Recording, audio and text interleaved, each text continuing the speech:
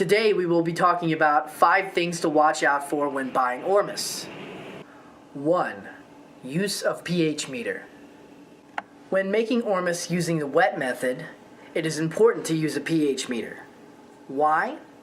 It's because once you reach 10.5 on the pH scale, gold starts to drop in, lighter platinum elements, and all the good stuff that you want in there.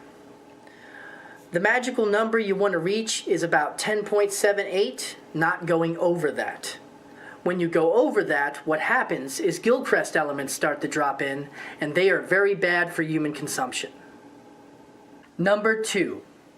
No metal instruments used in the creation process. During the creation process of making Ormus using the wet method, it is very important not to use metal instruments, because one of the chemicals that is used during that process is lye, which is sodium hydroxide, which can leach elements off of whatever materials used.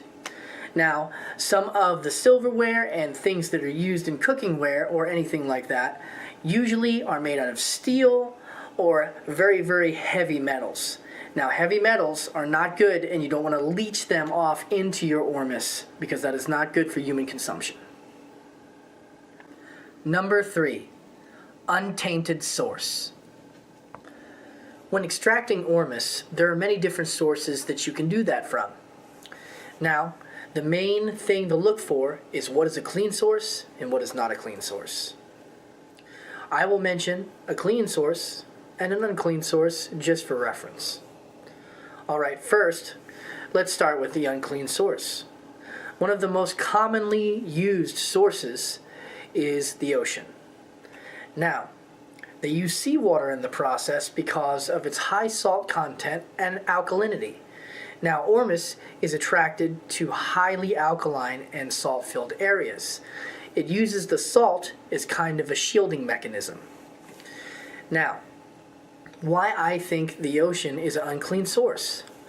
Well, our oceans nowadays are very polluted, have a lot of trash in them, and ever since Fukushima, most of the Pacific Ocean is very radiated.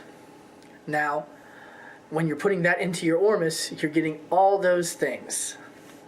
So, let's mention some clean sources. We have the Dead Sea. Why the Dead Sea is a clean source, or mostly a clean source, is because of its location. It just so happens to be on a vortex point of the Earth. It is very highly alkaline, and it is a salt-filled area. It is also considered a holy place for the Israelites. So that is a good source. Another source that I would mention is good would be anything that comes from the Himalayan mountains. Now, there are salt lakes that exist on the top of the Himalayan mountains that are very high in the atmosphere. Very, very untouched. The only people who usually extract anything from those places happen to be the monks.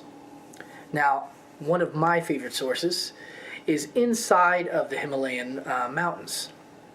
Now, this is where they get Himalayan pink salt from, or Himalayan pink salt crystals. What that is, or what they are, is oceans that are over 300 million years old that have been encapsulated inside of the mountain during volcanic eruptions that happened ever so long ago. So that is primarily untouched by pollutants. That is a good source. Now, when looking to buy Ormus, make sure that you use logic in discerning what is a good source and what is a bad source. Remember, we're taking minerals from natural sources and flipping them into different states, and even pulling them apart into diatomic and monatomic states. So that's something to consider. Number 4. Pure intent and transparency. Because people are human beings, sometimes they don't always have the purest intent. When looking to buy Ormus, one of the things that is good to do is use discernment, because Ormus is a rising field. Now, it's exploding throughout the nutritional realm, it's exploding throughout the spiritual realm, and some people are just riding the trend. Now, some people will just get into this field just to make money.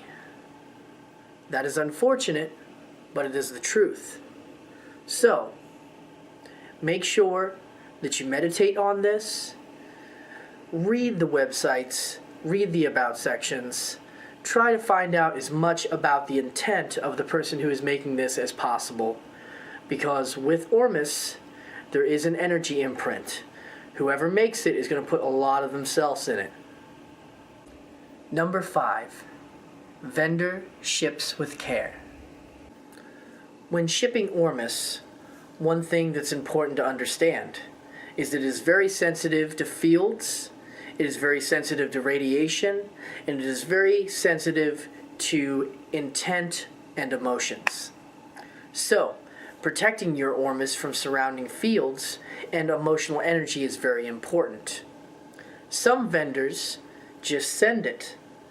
It's important when looking to buy Ormus from somebody that they either put it in some sort of static bag, make some sort of Faraday cage to put it inside, and the easiest thing to do, truthfully, is wrap the Ormus in tinfoil.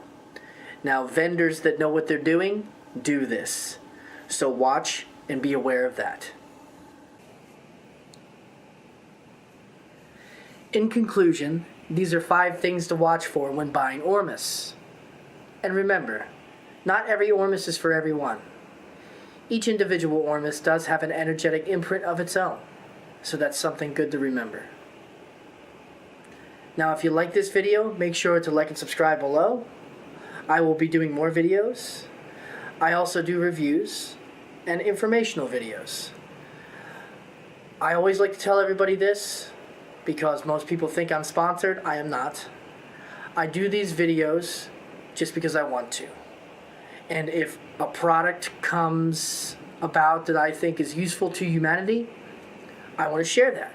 I'll give a review about it, how it worked for me, if I think it's valid or not, and then you will see it on the interwebs.